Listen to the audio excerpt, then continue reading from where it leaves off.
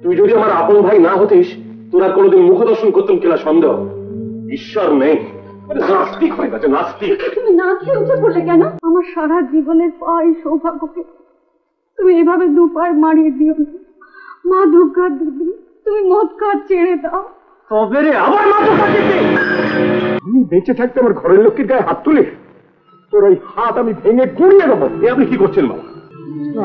আমরা জমিদার, লোকে বলে আমরা অত্যাচারী, লম্পট, তো আমার বংশে মা দুর্গার কৃপায় এসব ছিল না। এই হতভাগা আমার কি হলো? রনকে দেখছি না মা। রন? তাই তো, ওই তো রন। কোথায় ছিলি? আরে বস বস, নে আরম্ভ করতে দেবো।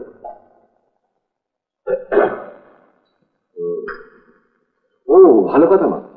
আমার সরকার মশাই কলকাতা থেকে ওই গরিব ছেলে মেয়েদের জন্য যেসব জামা কাপড় নিয়ে এসছে, তোর পছন্দ হয়েছে তো? হ্যাঁ বাবা, আমার খুব পছন্দ হয়েছে। আচ্ছা, বছরকার দিনে পূজাদের গায়ে যদি নতুন জামা কাপড় নাও ছিল তাহলে তো দুর্গা পূজায় বৃথা। এই একটা ব্যবস্থা কিন্তু মা দুর্গা খুব ভালো কাজ করেছে। ছেলে মেয়েদের সঙ্গে নিয়ে সেজে গুজে দিব্যি বাপের বাড়িতে আসেন, আর সেই সঙ্গে সারা বাংলাদেশকে একেবারে খাইয়ে পরিয়ে সাজিয়ে গুজিয়ে মাতিয়ে দিয়ে চলে যায়। এই ব্যবস্থাটা কিন্তু আর অন্য কোনো দেবী এখন এই দেশে চালু করতে পারেনি। তুমি কি বলো বড়দা? আমার কিন্তু অন্য মত।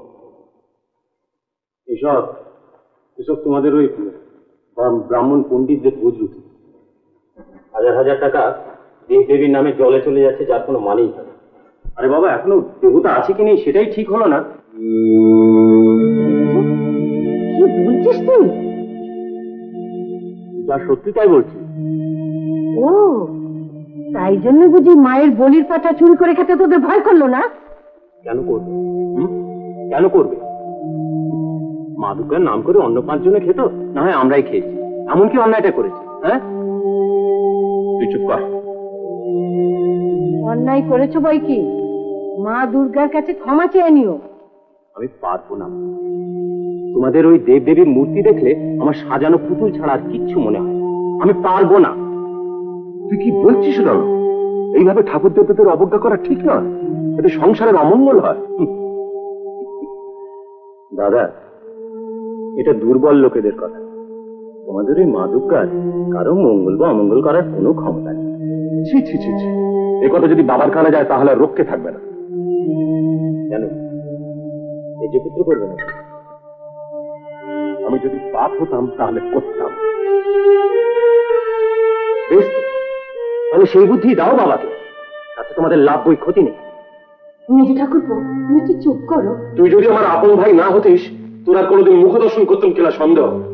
ঈশ্বর নেই, নাস্তিক হয়ে গেছে, নাস্তিক। তুমি না খেয়ে উঠে পড়লে কেন? দাদা তো খাই হলো না, আমি আর কি করে খাই বলো? রন, কাজটা তুই মোটেই ভালো করলি না। পারিস তো ব্রজের কাছে ক্ষমা চেয়ে নিস, না তো আমি তোকে কোনোদিনও ক্ষমা করবো না, বুঝলি? এখন তো মেজাজটা বেশ ঠান্ডা আছে।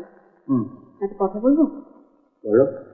দাদার মুখে মুখে তোমার তর্ক করা ঠিক হয়নি। আচ্ছা, তুমি যে কোনো ছেলে মানুষ রয়েছো যে বন্ধুদের পাল্লা করে পাটা চুরি করে ফেলে? দেখো, উপদেশ দিও না বলে দিচ্ছি। হ্যাঁ, যেখানে আছো সেখানে থাকো, পান্দা।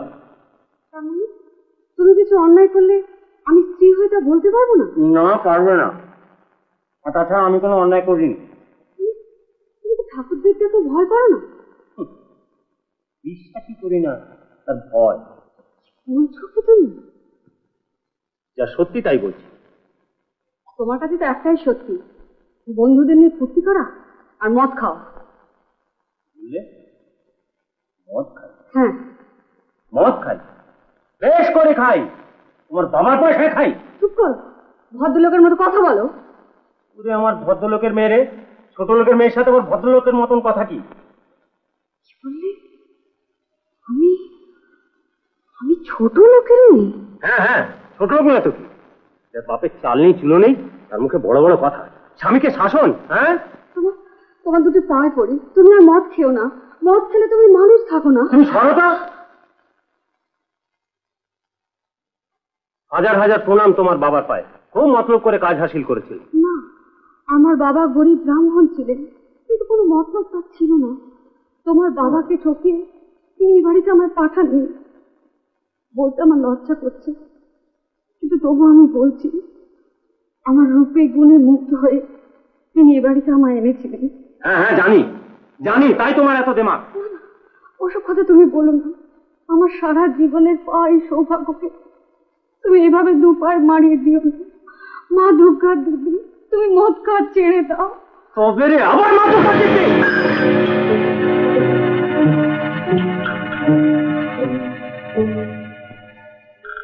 আমার মা নিয়ে বেশ করেছে, বেরিয়ে আমার সামনে থেকে বেরিয়ে বলছি।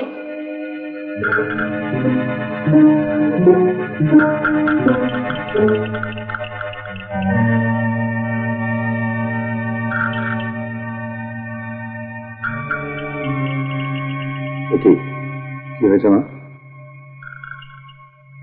কি হয়েছে? উত্তর দাও। কি হয়েছে? উত্তর দাও।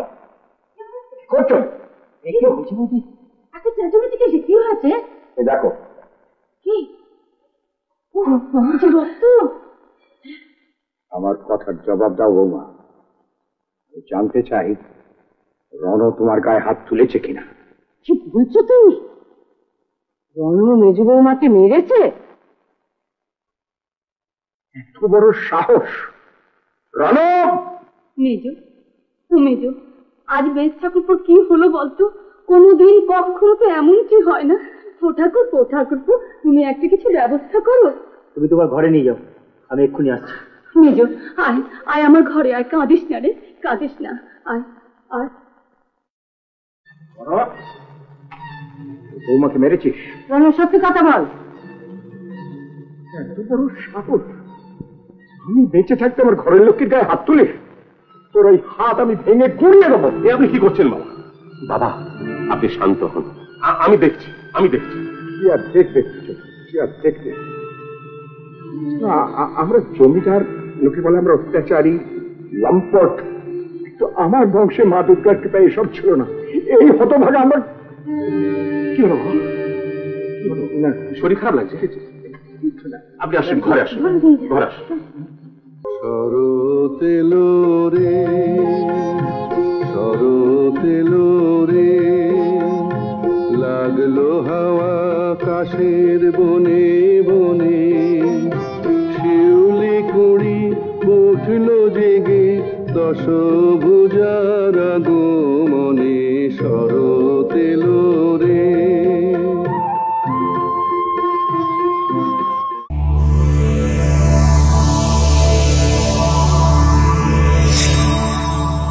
এমন আরো অনেক ভিডিও দেখতে এই চ্যানেলটি সাবস্ক্রাইব করে নিন এবং পাশের বেল আইকনটি প্রেস করে দিন।